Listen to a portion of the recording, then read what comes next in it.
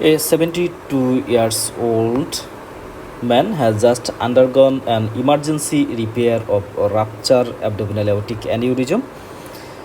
Pre-operatively, he was taking aspirin, clopidogrel, and warfarin. Intraoperatively, he received 5,000 units of unfractionated heparin prior to application of the aortic cross clamp. His blood result on admission to critical care unit shows follows: hemoglobin 8 gram per deciliter, platelet 40 into 10 to the 9 per liter, WBC 7.1 into 10 to the 9.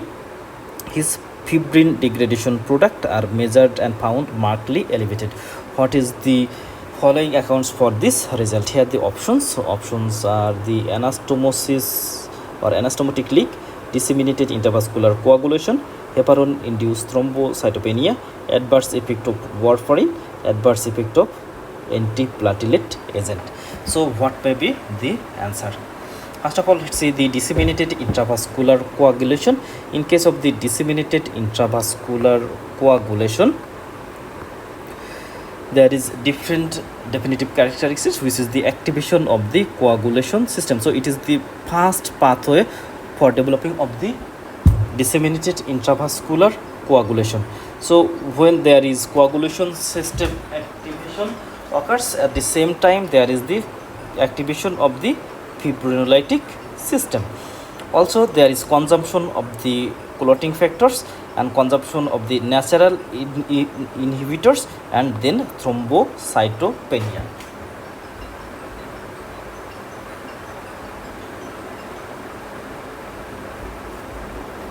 So it is the normal pathway for a development of the disseminated intravascular coagulation. So what pathological factor? First of all, the etiological factor, normal mechanism, normal coagulation system or normal coagulation system mechanism is enhanced, and there is the intravascular thrombin formation. So this is the first point. That means there is more thrombin formation occurs. At the same time, what occurs? The conversion of the fibrinogen to fibrin, and in it causes the platelet aggregation. And but what occurs? There is the widespread fibrin and platelet deposition. That means the fibrin formation and platelet deposition occurs throughout the blood vessel. So what occurs? Like this is the blood vessel, this area is injured, and here there is the huge amount of the fibrin and huge amount of the platelet. So what occurs in case of other part of the circulation? This is the other part. So other part of the circulation, they are the reduction of the platelet and reduction of the fibrin. So what occurs? Then it causes multi-organ failure, and at the same time, when there is the coagulation inhibitory mechanism is activated, then this part, which is the fibrin and platelet deposition, they are broken down and they are travel in the circulation. So the excess clotting factor, it causes the fibrinolytic system, and the platelet and the fibrin, they are broken down and they form newly formed clot. So what happened? First of all, in the blood vessel there is fibrin and platelet deposition. So there is lack of the platelet in the circulation, and these are broken down, and again they are forming in the new area, and also there is a reduction of the platelet.